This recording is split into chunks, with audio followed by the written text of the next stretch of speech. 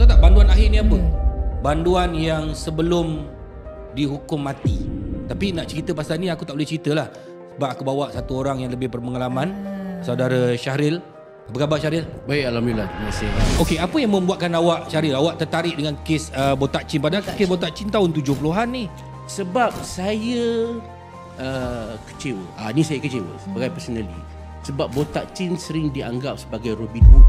Betul ke cerita tu? Saya heran kenapa penjenayah lain kita kutuk dia, kita angkat polis. Tetapi kenapa dalam kes botak chin kita angkat botak chin, kita kutuk polis? Okay, Syahril pernah interview orang yang ke banduan akhir ni? Pernah? Saya pernah interview banduan akhir, tukang gantung, ustaz yang ada, semua ada.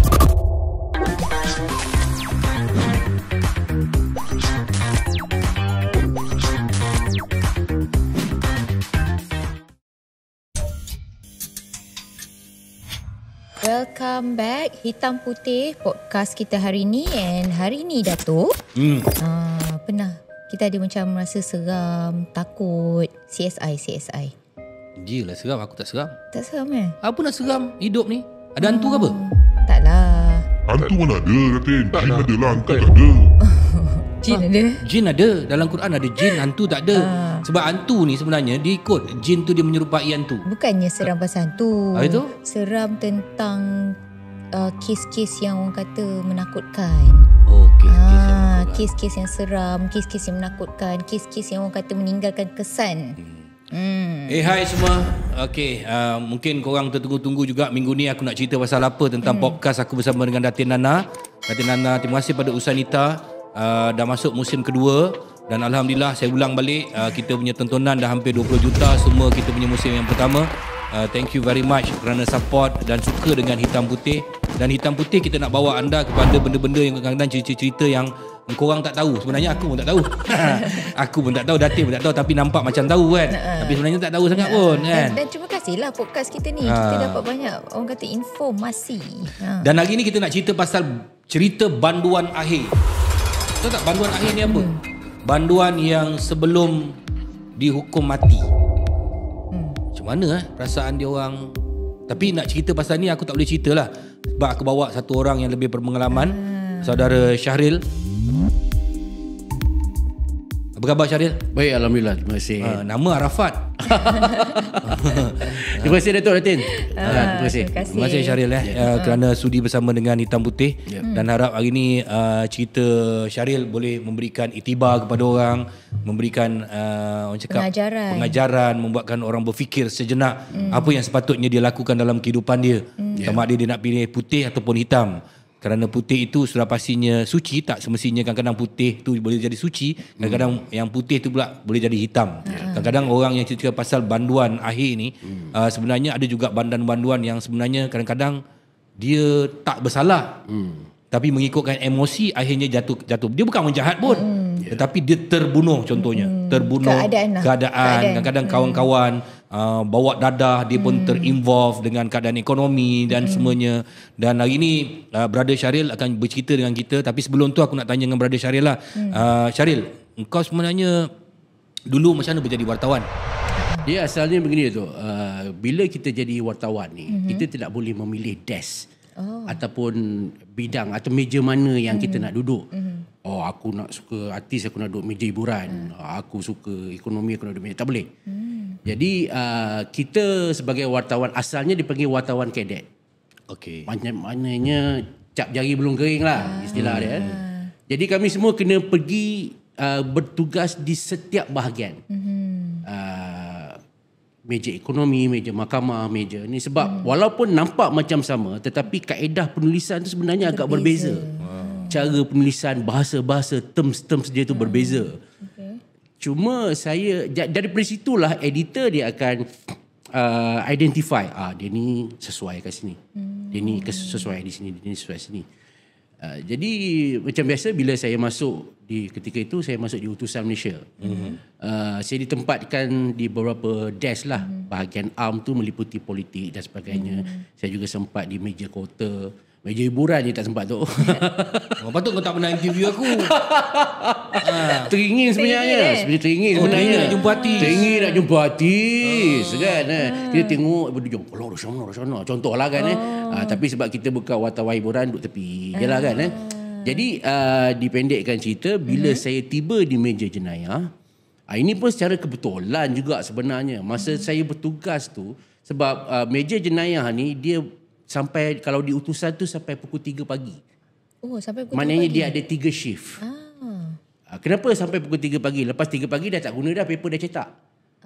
Kan Tapi harian metro saya difahamkan dia 24 jam lah sebab paper dia ada ni kan Macam paper lain tu macam utusan tu sampai pukul 3 pagi. Jadi kebetulan pada malam tu saya bertugas, masa tu saya wartawan kadet. Berlaku satu kebakaran besar di Kampung Baru. Okey. Nak dijadikan cerita tu esok tu Hari Raya Haji. Jadi sudah tentulah kawasan orang Melayu, rumah terbakar, malam raya, sudah tentulah benda tu Satu news yang besar. satu news yang sangat besar. Jadi saya masa tu budak baru. Jadi memang saya buat saya pergi liputan macam masa esok tu memang keluar muka hadapan. Tu muka depan tu budak baru. Budak baru muka front page. Front page tu nama saya pun orang silap eja. Tapi tak apa. Janji bunyi Syahril. Ada editor kebetulan type Syahril SH saya SY. Tapi tak apalah, janji bunyi sama. Keluar muka depan. Jadi editor pun panggil, dia kata macam ni. Apa perasaan kau Syahril? Masa tiba-tiba kau budak kadet, tiba-tiba kau punya tulisan keluar muka depan. Hari Raya. Saya rasa dekat 20 keping saya beli kat 7-Eleven paper saya tu. Serius lah? Betul tu. Saya punya excited lah. Gembira. Masa tu saya baru masuk dalam 2 minggu, tak silap. Sebenarnya itu pun setelah dicincang dah tulisan saya. Budak baru, tahulah banyak silap, banyak apa kan. Kalau ikutkan tu, byline tu kalau ikut bukan nama saya dah, nama editor je. Kan? Sebab banyak cincang. Tapi yelah editor pun tak apalah, bagi can lah budak baru kan. Respect. Kau yang ada kat situ saya dapat. yang pergi kan. So memang esok tu bila keluar, kalau orang Kampung Baru masa tu tengah sedih, saya orang paling gembira lah. Bunyi macam kau ajar kan. Tapi itulah dari segi personal lah kan. Keluar muka depan, saya belilah paper masa tu. Banyak tu saya beli. Padahal nama kau keluar kecil je tu. Kecil je. Habis apa benda yang kau beli sampai 20 saya nak bagi kawan-kawan. Nak bagi kawan. Kawan, saya frame tu. Dapat 25 tahun tak ada frame-frame dah lah. Bersepah kan. Masa first kan. First. Betul. Jadi dipendekkan cerita tu. Jadi editor kata, okay Syahril, hang duduk terus lah meja crime. Saya ingat duduk terus tu dalam setahun 2 tahun. Akhirnya sampai sekarang, sampai 25 tahun. Bermakna sehingga sekarang. Sehingga sekarang. Tulis cerita pasal jenayah sahaja. Jenayah sahaja. Apa seronoknya buat crime-nya punya wartawan ni? Basically wartawan ni sama je. Cuma kalau dia ada perbezaan lah. Tak ada orang kata wartawan jenayah tu lebih hebat. Tak ada, sama je kami ni. Cuma cara bekerja tu berlainan lah. Of course lah kalau macam hiburan ni banyak pergi konsert-konsert, PC, apa semua kan. Style apa semua kan. Kau ikut polis? Macam kami minum TO je lah tu. Balai polis kan, sedar akhbar mana ada nasi berani apa semua. Kalau ripap tu lagi okey dah. Kan Tapi yang lebih pada tu, maknanya dia mencabar ni macam mana. Macam meja lain kebanyakan sidang akhbar tu kita dah ada, benda dah ada, dah disediakan. Suhan Movie akan melancarkan filem terbaru, dah ada. Press release dah ada. Kami orang bunuh nak ada apa press release-nya. Sebelum dia kena bunuh dia buat press release dulu. Takkan macam tu. Apa Datin? Mana ada macam tu? Tak ada lah. Main kasar dah. Baru mula je ni. Tapi dia macam ni, meja jenayah ni cabaran dia pertama, dia tak ada press release dulu benda berlaku macam tu kan. Yang kedua sebenarnya yang menentukan hebat tak hebat seseorang wartawan jenayah ni adalah follow up. Saya cerita macam ni. Ada satu kes pembunuhan. Datuk A dibunuh kejam. Semua paper ada, semua wartawan ada kes tu. Metro ada, Utusan ada, The Star, DNC ada. Tetapi follow up dia, contohnya 3 ditahan berhubung tangkapan kes pembunuhan. Itu yang akan membezakan wartawan tu hebat tak hebat. Sebab bukan semua kejayaan yang polis dapat, dia akan bagi tahu melalui press conference ataupun press release. Kerana ada masa polis akan diamkan dulu. Sebab mungkin mereka masih lagi nak cari, nak menyiasat. Kan? Di sinilah terletaknya kehebatan seseorang wartawan tu. Sama ada dia berjaya menggali berita-berita tu, mencari, mengkorek. Kau ada informer dalam kot. Kena ada. Tetapi untuk dapatkan informer tu bukan senang. Senang orang cakap, alah kau mesti belanja polis TO. Tak ada. Kita mana ada duit, wartawan ni gaji kecil.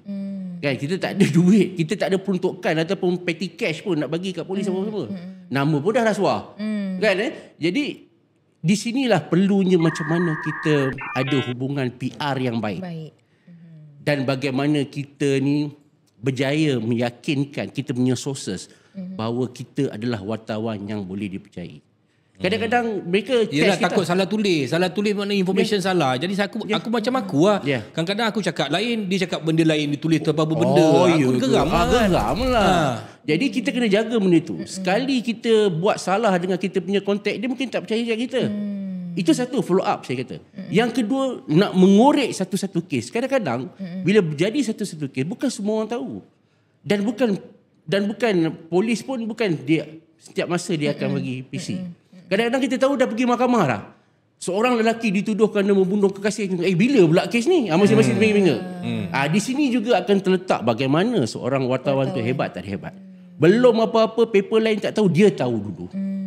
Okay. Antaranya kami adalah biasa standby bilik mayat tu biasa tu. Itu office kedua kami. Oh ya ke? Duduk di bilik mayat. Bila bilik mayat sampai je. Kita tengok kes apa ni. Kan itu biasa. Dan kita juga kena ada kontak dengan kita punya longkai, driver workshop. Ni ramai orang tak tahu. Orang ingat wartawan dapat cerita senang Memang senang kalau pergi sidang akhbar. Betul, semua dapat. Tetapi ramai orang tak tahu, kami pun lebih kurang polis juga. Cuma kami tak masuk pelapor. Kan kami kena ada pelbagai kontak.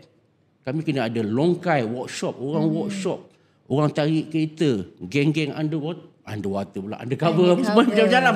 Kan masing-masing punya style masing-masing lah. Untuk dapat cerita. Dan cerita kena sahih. Cerita kena sahih pula. Kalau tak sahih pula, risiko disaman. Risiko disaman tu yang orang tahu. Yang kami tindakan tata tertib dalaman. Ada juga? Ada. Berapa ramai wartawan yang tak dapat jadi wartawan tetap sebab dia terpaksa ditamatkan sebab benda-benda macam tu lah. Berapa ramai dikenakan tindakan tata tertib, dibuang kerja dan sebagainya. Itu dalaman. Orang luar tak tahu. Kan ada yang ditukar 24 jam pun ada. Itu biasa.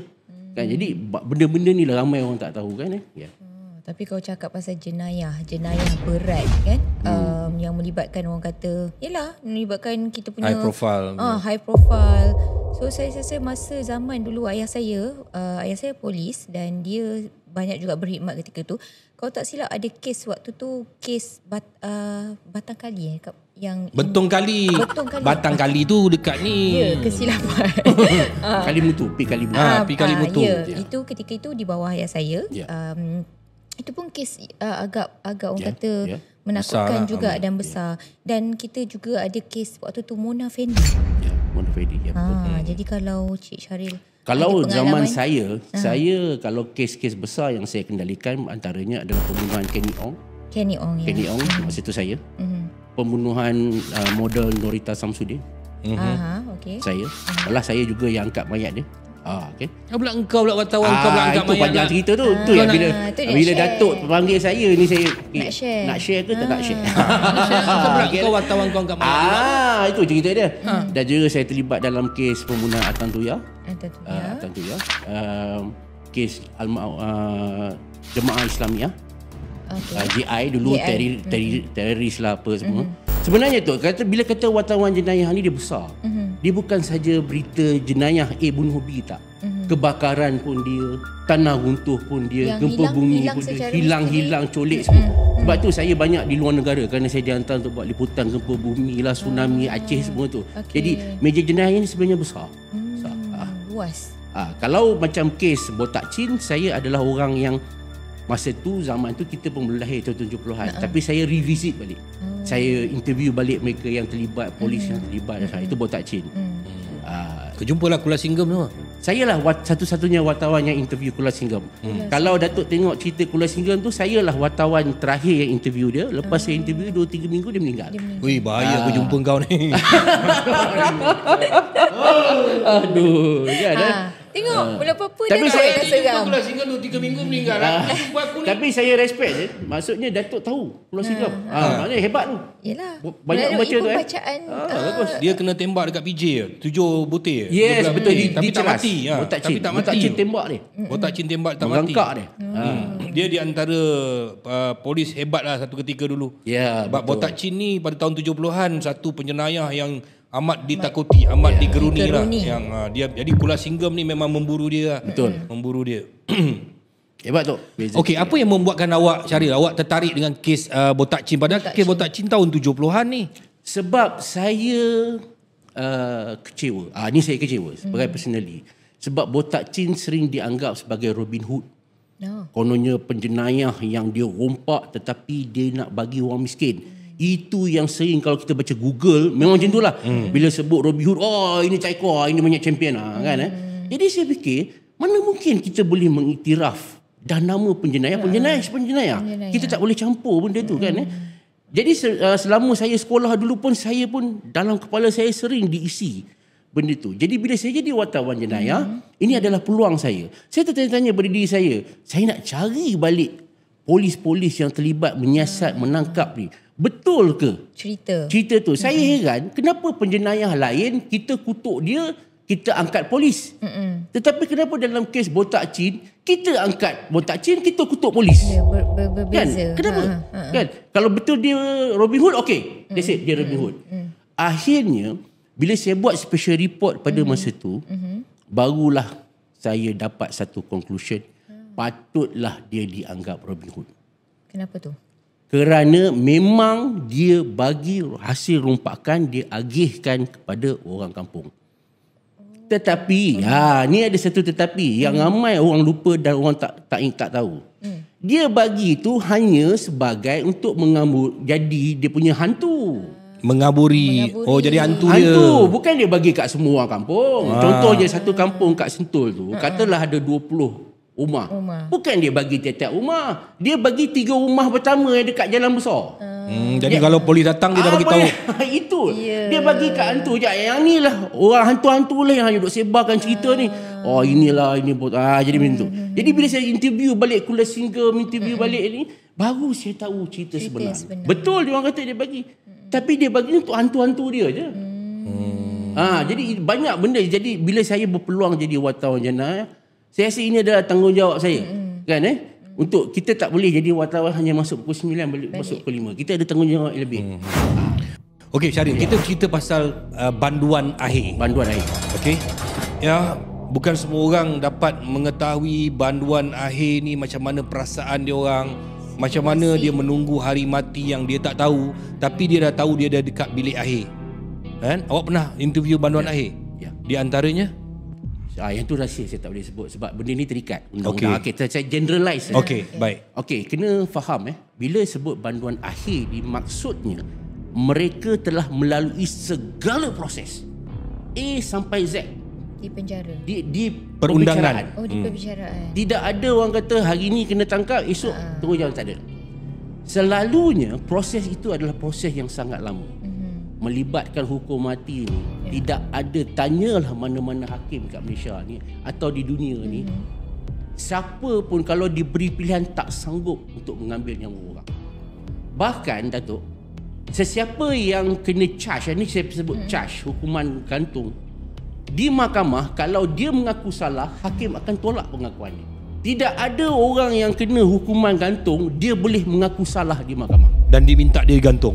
minta digantung. Tak ada. Hakim akan tolak. Kenapa pula tolak pula? Kerana hakim merasa Kan senang cerita. Yes, memang senang cerita, tapi dalam bab nak ambil nyawa orang, hakim pun manusia, dia tahu dia mati esok dia akan dibersoal kalau salah buat. So selalunya hakim akan minta dia mencari lawyer juga. Kalau dia kata tak ada lawyer, hakim akan bagi pula Biro Bantuan Guaman. Sebab itu kita tengok dalam kes-kes yang melibatkan hukuman mati, jarang sangat kita dengar seorang tertuduh akan mengaku, ya, saya mengaku salah.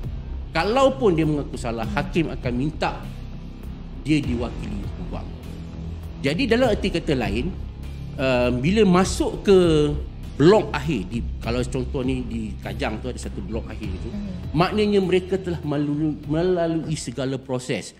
Mahkamah Magistrate masa reman, Mahkamah Tinggi masa perbicaraan, Mahkamah Rayuan, Mahkamah Persekutuan. Dah tak ada mahkamah dah, kecuali ada satu pengampunan diraja. Dan kalau itu pun dah ditolak, itulah yang orang kata basically mereka adalah banduan akhir. Jadi tempoh itu adalah lama. Mungkin dia orang terpaksa menunggu 7 atau 8 tahun sebelum digantung. Tetapi kalau mereka dah melalui segala proses itu, itu dah tak lama lah. Tapi kalau dia orang baru masuk, baru ni selalunya dia akan mengambil masa yang lama. Itu yang kita golongkan dalam banduan. Syaril pernah interview orang yang ke banduan akhir ni? Pernah? Saya pernah interview banduan akhir, tukang gantung, ustaz yang ada, semua ada. Okey, cuba cerita sikit macam mana orang yang ke banduan akhir yang nak digantung ni, awak interview dia, macam mana perasaan dia, kita nak tahu lah. Dia bercampur bau.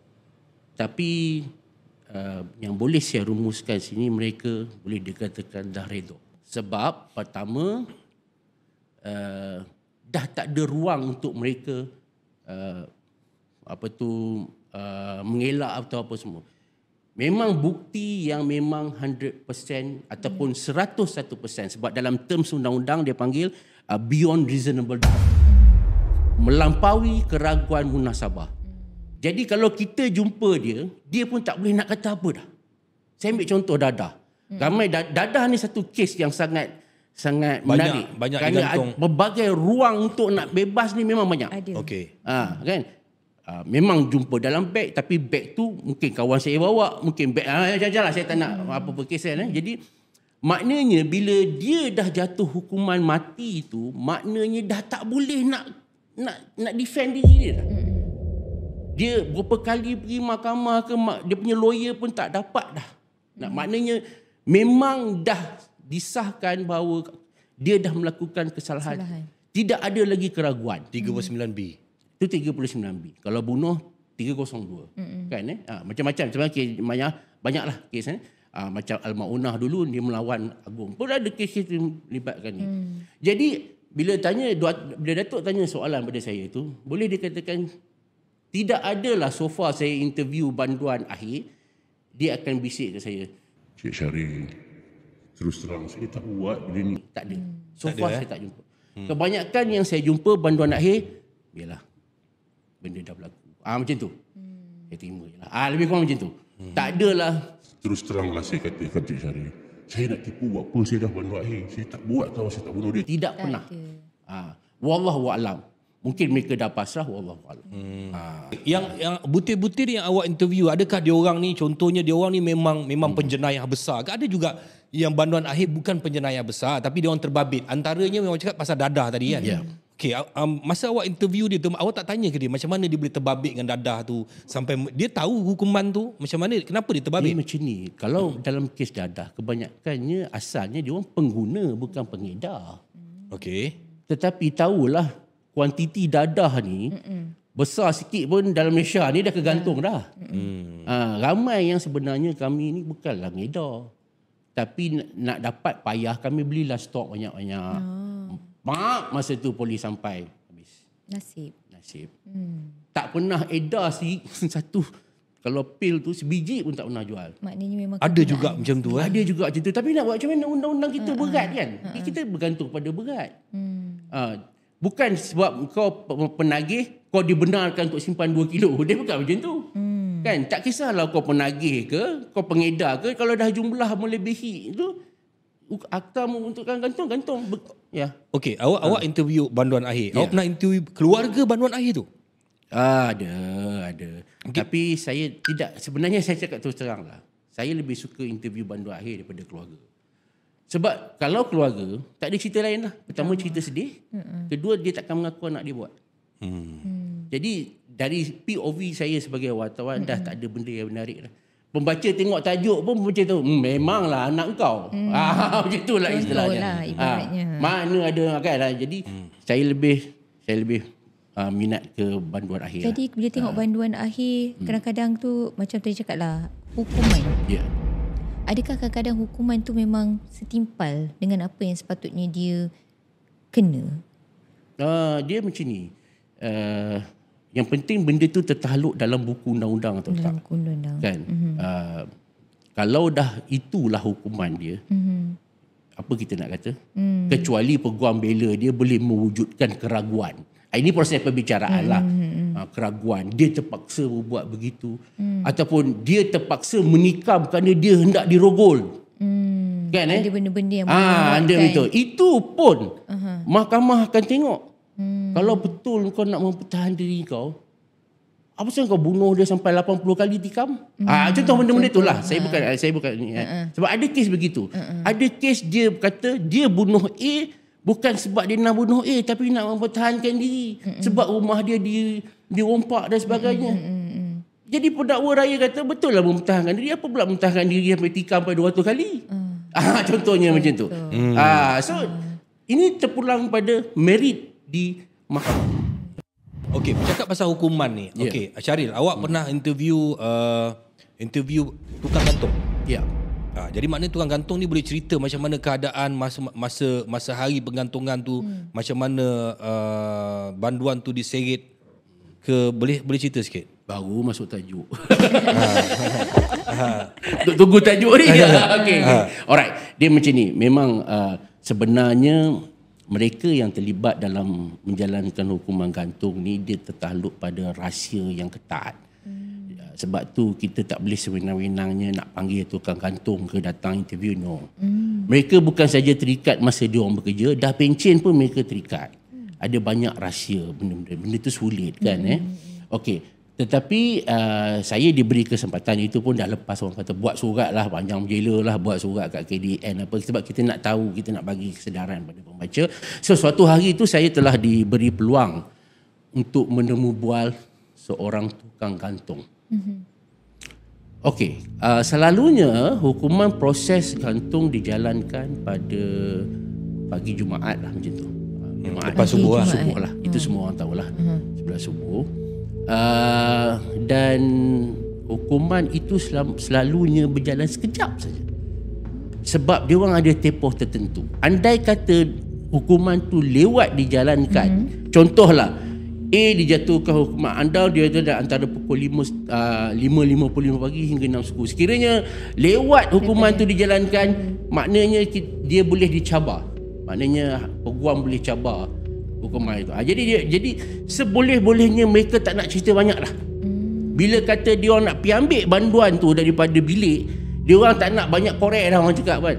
Kalau kita tengok kan, kalau kita tengok dalam drama apa semua kan, minta ampun, tak ada masalah. Tak ada sebenarnya. Masa-masa nak minta taubat apa semua tu dah bertahun-tahun dah. Jadi masa hukuman tu mereka seboleh-bolehnya mereka tidak akan banyak komunikasi. Pergi masuk bilik, sarungkan dia dengan kain hitam, tarik dia, dan dalam bilik akhir ke tempat chamber gantung tu hanya dah 5-6 langkah saja. Betul. Dia macam ni, dia bilik akhir ni, dia blok akhir ni dia ada 2. Satu memang bilik akhir, seorang satu bilik. Kemudian dia ada satu lagi, macam istilah dia waiting room, untuk ke bilik gantung. So mungkin mula-mula dia duduk bilik akhir, bila sampai waktu dia akan dipindahkan pula ke waiting room. Bila dah duduk kat waiting room tu, maknanya esok tu gantung lah. Maknanya daripada bilik waiting room tu ke pelantar nak kena gantung tu dah 5-6 langkah, betul-betul sebelah saja. Sebelah saja. Kemudian pegawai penjara akan ambil timbang berat dia dan juga ketinggian. Kerana ini penting nak menentukan panjang atau pendek tali gantung. Kalau salah ambil ukuran, kemungkinan kepala pesalah akan tercabut, putus. So dia ada measurement dia, tinggi berapa, berat berapa, apa semua. Gantung gitu. Bila dia gantung saja, bila platform tu terbuka. Bila platform tu terbuka, dia akan tergantung. dan dia akan dibiarkan dalam seketika lah. Makna pegawai penjara semua pergi sembahyang subuh dulu apa semua, dan pergi balik, buka ikatan, teruslah hantar untuk dikebumikan, dituntut oleh keluarga. Saya pernah berlakon dalam satu drama tajuk dia Lahad. Ya. Dalam drama tu saya digantung lah. Okey. Digantung di penjara Pudu. Okey. Ya, dan leher saya dimasukkan oleh tali gantung yang original lah. Saya kata tak ada ke pendua, dia kata mana kita ada prop. Kan? Dekat tali gantung ni, dia tali gantung tu dia ada besi tu untuk patahkan kita punya leher. Patahkan leher kita. Jadi maknanya macam Encik Syaril cakap tadi tu, kalau macam bila sampai waktu dia, kalau kita tengah semayang pun, tengah semayang tu rakaat kedua pun dia akan tarik kita terus. Ambil, Tapi kebiasaannya orang yang gantung, sebab saya perlu tanya tukang gantung sebab saya nak tahu macam mana nak berlakon. Dia kata orang yang gantung ni waimah terror macam mana pun dia dah setengah mati lah. Masa tarik tu kaki dia dah terseret macam ni je dah. 10 saat. Masa dia tak lama. Syaril cakap tu betul. Bilik gantung, saya pernah masuk bilik gantung. Dan saya pernah masuk duduk bilik akhir sebelah bilik waiting tu, saya pernah masuk. Dan saya tak boleh bayangkan macam mana dekat dinding tu diukir kata-kata isi hati dia orang kan. Isi hati, tapi dia orang tak ada barang apa, tapi mungkin dengan kuku ke. Dia orang korek tu kan, dalam apa benda macam-macam lah dia orang tulis isi hati dia orang. Di dinding. Di dinding penuh dalam. Kalau saya baca tu sayu. Dia jadi sedih. Sedih teramat sangat sebab saya duduk dalam bilik akhir tu, saya sedih teramat sangat, saya baca. Lepas tu jarak dia memang 10 saat saja. Betul lah kata Syaril tu. Maknanya orang yang nak digantung tu dengan tukang gantung ni, ketinggian apa semua, berat dia semua kena ambil. Dan saya tanya dengan orang tukang gantung ni, apa yang membuatkan kau ni sampai hati nak gantung? Dia kata kalau ikut tak sampai hati. Sebab orang tukang gantung ni, dia cerita kat saya lah ni, kalau tipu saya lah. Dia kata masa dia saya cakap macam mana kau boleh jadi tukang gantung? Kata saya pun tak tahu. Sebab tiba-tiba saya tengah jalan-jalan, tiba-tiba penguasa saya panggil, "Mai sini kau, aku nak lantik kau jadi tukang gantung." "Baik tuan, saya akan fikir dulu." "No, yes or no." "Sekarang bagi jawapan." Dia pun kata, "Okey." Bukan dia seorang lah, beberapa orang, dan dia orang dilatih ni. Yang terakhir sekali, dia dimasukkan ke dalam kubur pada pukul tengah-tengah malam. Masa tu dia kata sebiji pasir jatuh pun kita dengar. Dan kawan dia keluar daripada kubur. Ada yang hantar bilik mayat, masuk dalam peti mayat, macam-macam dia punya tu. Nak uji dia punya kekuatan mental. Kawan dia keluar. Dia lepas. Dia berjaya. Lepas tu dia tanya kawan dia, asal kau melompat? Dia kata dia dengar arwah mak dia bercakap dengan suara dalam kubur tu. Dan dia 16 kali bertunang, putus. Sebab orang tahu dia tukang gantung. 16 kali cabaran dia. Jadi daripada bilik akhir tu sebenarnya ke tali gantung tu sebenarnya 10 saat saja masa yang diberikan. Tarik, terus bawa dekat platform tu, dia ada tiga pangkah macam tu. 3 pangkah. Kalau dua-dua lah, kalau satu-satu lah. Kalau 2 orang tu masuk kali 2. Maknanya serentak tu. Tarik tak ada kesian, dia tarik kat belakang ni. Ada apa tali? Bukan, dia tarik seluar kita ni. Dia rentak terus. Sebab saya kena proses tu. Memang tak ada kesiannya. Dia buat betul-betul kan. Dia bukan pelakon. Dia tarik saya. Dia tarik saya tu. Masuk tu. 10 saat. Sebab dia tak boleh lama. Dia 10 saat tu bila dia katakan ini tak ada X kan. Dia berdiri kat situ. Banduan tu berdiri kat situ. Lepas tu tukang gantung ni akan pegang badan dia sikit. Padahal dia dah keluar pada situ dah. Yang tukang gantung ni dia dah keluar. Yang bawa dia kan, bukan dia yang gantung. Dia ada seorang lagi katalah Syaril kat sana, yang tukang pegang tu. Yang tukang pegang tu dia. Maknanya dia pegang bahu ni. Maknanya orang yang kena gantung tu dia rasa macam belum lagi. Tapi dia akan pandang tukang gantung tu. Dia akan tarik. Pram. Dia tukang terbuka. Saya itu sekarang dah jadi berjaya punya tu kan. Dia punya bilik gantung dia punya papan tu, dia punya tebal ni zaman British ni tau. Dia punya bunyi dia dan dia orang cerita kalau orang nak kena gantung pagi tu, dia orang yang kan ada dia orang minum pakai kolej ni kan. Dia orang akan lagakan dengan apa? Dengan besi pagar dia.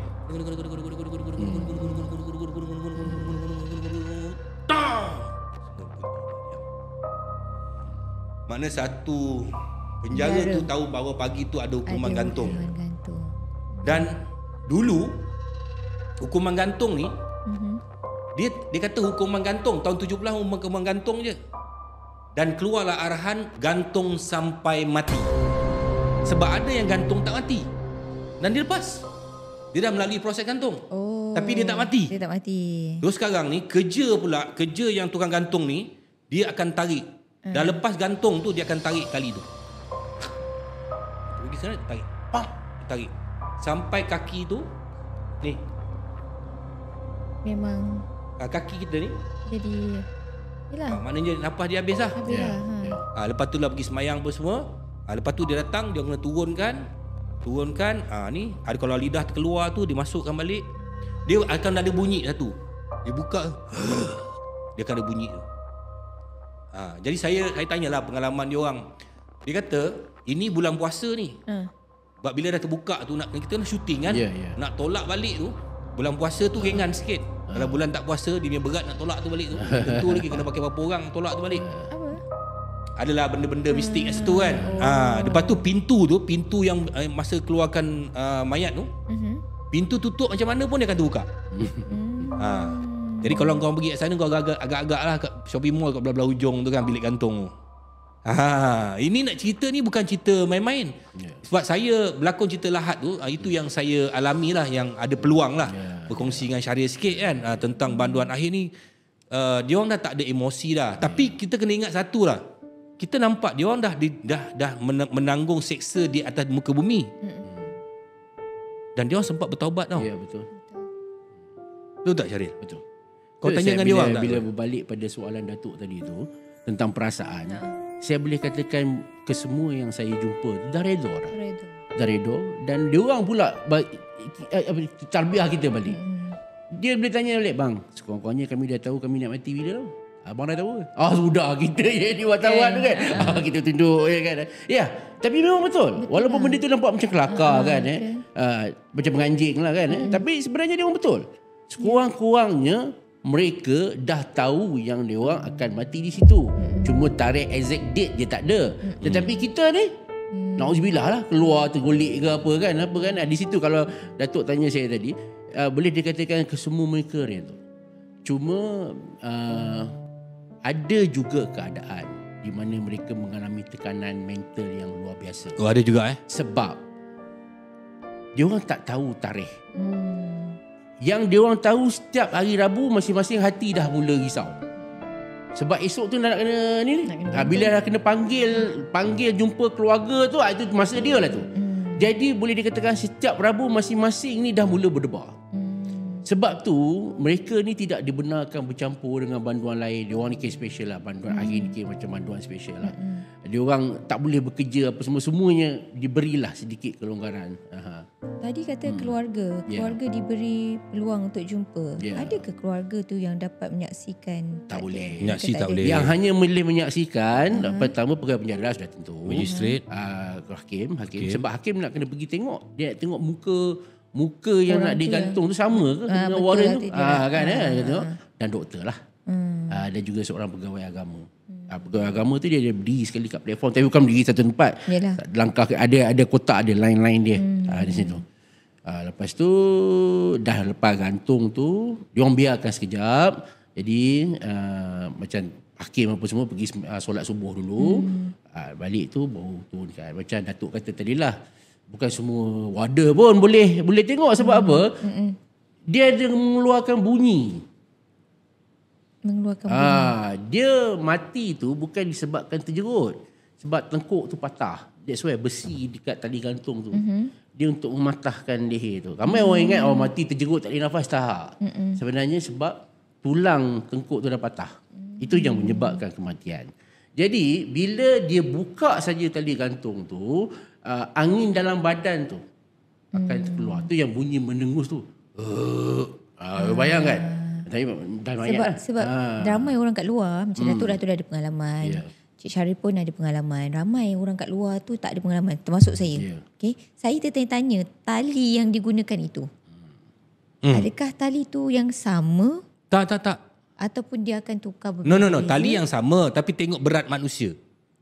Dia ada 2-3 tali lah. Kalau tali tu kalau macam, lepas tu dia kena tengok pula kepanjangan dia apa semua. Kalau tidak macam Syaril cakap, dia putus kepala dia tu. Boleh putus kepala. Dan selalunya satu tali dalam 2-3 mayat je. Maknanya dia akan tukar. Dia akan tukar. Okay. Sebab tali gantung tu, dia ada disalut pula dengan satu kulit yang ni supaya leher tak luka. Oh, di permukaan. Di tali tu, salut lagi. Salut lagi dengan kulit. Dulu kita punya tali tempah dekat England. Dulu masa zaman bodoh tempah tali gantung kat England. Macam kasut kau lah Datin. Beli kat luar negara. Saya nak share satu benda. Ini yang menarik. Botak Chin. Botak Chin dia pernah mencabar Timbalan Menteri Dalam Negeri ketika itu. Masa itu Datuk Seri Sanusi Johor, arwah lah. Supaya gantung dia cepat. Sebab dia ni dah tak sanggup nak tunggu bila nak kena gantung, pindah gantung. Dia kata, Datuk, lu gantung saya sekarang. Lepas tu ini yang diceritakan sendiri oleh Sanusi Johor. Sanusi dia kata, macam mana saya beritahu dia, botak, bukan boleh senang-senang gantung. Kita kena ukur tali kena ambil daripada England. Pasal apa you buang duit? Ini duit rakyat. Botak Chin. Dia mencabar menteri masa tu supaya gantung dia, supaya nak jimat duit rakyat. Satu hal pula nak beli tali gantung kat dia. Menteri kata nak buat macam mana? Itu prosedur. Kami kena ikut. Kan? Dia mencabar. Dia kata pasal apa kena ada tali macam tu. Jadi Sanusi pun cakap lah, sebab tak nak bagi you punya leher luka, nanti you sakit. Lu tahukah sakit tak sakit kena gantung? Lu ganti saya meh. Ini satu cerita benar. Pernah interview tak banduan yang bunuh tanpa niat? Ada banyak. Bunuh tanpa niat tapi kena gantung. Ini terjadi dalam kes Prebet Adam. Prebet Adam. Yang mengamuk kat coket tu. Saya sempat interview dia, sama kat tu. Lepas saya interview, dia meninggal tu. Tapi kau kena ingat, aku yang interview kau. Mungkin kali ini dia nak terbalik ni. Jangan itu, Alhamdulillah. Ask my accountant about. Okay. Jadi kita balik pada cerita Prebet Adam. Prebet Adam cakap dekat saya, dia bukanlah berniat nak melepaskan tembakan, nak membunuh. Tetapi dia kata tiba-tiba, sebab Prebet Adam ni sedikitlah saya bagi background. Ramai orang ingat dia ni mengamuk sebab Sultan Johor bunuh adik dia. Padahal tak benar cerita tu. Tak benar cerita tu.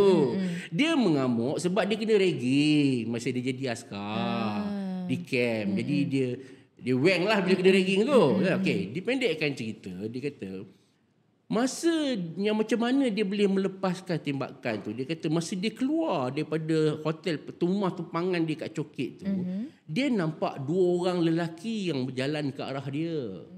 Dia ingat orang tu adalah anggota polis yang nak menangkap dia.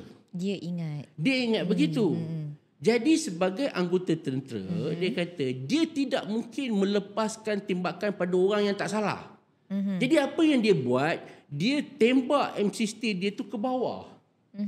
Ke bawah. Sebab dia kata dia bukan niat nak bunuh pun. Dia hanya nak memberi amaran saja. Tapi what happen is peluru dia tu ricochet. Kena kat orang tu. Mati orang tu. Dan dalam perbicaraan di mahkamah itu, peguam dia masa itu Tan Sri Syafiee Abdullah berjaya membuktikan bahawa memang dalam kita manusia ni akan ada satu kejadian bila kita terlalu marah, dia akan jadi macam satu elektrik yang kita dah tak tahu apa kita buat. Rupanya memang ada terms tu. Ada. Dalam. Jadi akhirnya mahkamah mengambil keputusan menjatuhkan dia hukuman gantung juga, bersalah. Tetapi dia dianggap mengalami masalah mental dan perlu dihantar ke Tanjung Rambutan selama 10 tahun. Jadi dia keluar pun selamatlah. Jadi sebenarnya bila kata banduan akhir ni, hingga ke saat akhir pun sebenarnya mereka masih berpeluang. Berpeluang. Ada beberapa kes dah nak gantung, tiba-tiba dapat pengampunan. Daripada yang banyak ni Sultan Johor banyak. Sultan Johor ketika bila hari keputeraan baginda, baginda selalu memberi pengampunan. Tapi itu pun atas recommendation daripada bukannya macam ampun-ampun macam tu saja. Dan ada juga saya jumpa bantuan yang berprofil tinggi yang kes dia viral lah. Dan ramai orang ingat dia dah digantung sampai mati. Tetapi masih ada. Ada juga. Kerana sebenarnya dia telah mendapat pengampunan, tapi bukanlah pengampunan penjara seumur hidup. Dia panggil penjara seumur hayat. Dia ada beza. Seumur hayat. Seumur hayat ni tak ada tarikh bebas. Tak ada tarikh bebas lah. Seumur hidup dikira berapa lama dia hidup. Kalau hidup dia baru 30 tahun, 30 tahun tambah lagi. Itu tolak pula diskaun lagi. 1 tahun 4 bulan. 1 tahun 4 bulan dah. Jadi yang penjara seumur hayat ni dia tak ada. Tapi kes Adam tu kecoh dulu tahun 80-an ujung tu. Ya, betul. Masa tu orang semua lari naik bas. Kadang-kadang coket dah merusuh. Kata orang Melayu nak bergaduh dengan orang Cina lah. Macam saya ada tulis buku dia. Nanti saya bagi kat Datuk. Ada. Saya tulis buku dia. Sebab saya berkesempatan menemu bual dia sebelum dia menghembuskan nafas terakhir lah. Jadi dia bercerita kacau lah. Semua menghembus nafas. Kau ni apa benda interview? Betul lah tu. Tapi yelah masa saya interview, kau kat luar sana kalau kau dengar nama Syaril nak interview kau janganlah nak interview dengan dia. Kebetulan orang yang saya interview pun umur dia dah berapa? Dah kan. Okey, kau pernah interview orang yang kena menjalani hukum sebat? Ya. Okey, banduan akhir tak apa. Yelah kadang-kadang ada orang ni terlepas tu dia kena hukum sebat. Saya bukan interview dia orang. Saya memang diberi peluang penjara, satu antara wartawan yang diberi peluang untuk mengikuti hukuman sebat. Saya ada tak ramai lah wartawan yang diberi peluang untuk. Betul ke dia orang kata kena masuk yang 2 kali tercabut kulit buntut? Ya. Kalau saya cakap terus terang, ini yang saya lihat. Orang yang kena sebat, dia tak nampak macam mana dia kena sebat, dia tahu sakit saja. Ini saya nak cerita dengan tuan-tuan dan perempuan macam mana kita yang melihat. Hukuman sebat tu, bila dia dah masuk sebatan ketiga, tak rasa lah. Dia akan pergi balik ke sebatan pertama. Pandai tukang sebat ni, dia susun. Contoh 5 1, 2, 3. Yang keempat tu dia akan tampal di atas yang nombor 1 tu. Dia akan susun. Ada 3 liannya. 1, 2, 3, Pup. 4, 5. Ya. Dan ini pengalaman saya lihat tu. Saya duduk taklah jauh kan, tak jauh. Saya boleh nampak debu di buntut. Debu maknanya kulit tu dah pecah. Orang yang kena sebat ni dia tak perasan tau. Dia menjerit je kat depan tu. Tapi saya boleh nampak macam tepung. Dan saya tengok orang tu kena sebat 15 sebatan. Saya tengok tepung tu keluar pada sebatan ketiga dah, saya dah nampak dah. Dan apabila masuk je sebatan ke-7, suara dia pun dah tak ada. Ayo ma, ayo pa, apa dah tak ada dah. Dan yang paling saya terkejut, kita selama ni duk ingat hukuman sebat ni dia boleh stop. Jalan terus kan? Jalan terus. Tak ada istilah tak apa sebat 2 dulu. Baik. Sebab tu ada juga orang kata hukuman sebat ni dia macam mana? Bila dia macam ni lah. Pegawai penjara kata selagi dia tak jerit kata saya pingsan, kita tak stop lah. Memanglah dia tak nakkan pingsan kan kecuali ada keadaan di mana kalau dah teruk sangat dia pingsan, boleh penjara mohon ditukarkan belen baki tu. Ini yang pegawai penjara kata lah, wallahu alam. Dia boleh pergi ke mahkamah minta ganti balik kepada hukuman, panjangkan hukuman penjara. Tapi selalunya diorang sebat je lah. Itu sebab. Ini cerita pasal banduan akhir dan kita cerita tentang pengalaman Syaril sebagai seorang wartawan yang tak sangka menjadi wartawan jenayah dan akhirnya dapat banyak cerita sebenarnya. Saya cuba juga nak korek dia banyak simpan benda ni, penakut wartawan jenayah yang penakut nak cerita. Banyak sangat dia nak rahsia. Banyak cerita. Okey. Ya, baik. Terima kasih Syaril kerana sudi berkongsi dengan kita. Okey, itulah hitam putih kehidupan dan kita berharap kita mencari yang putih.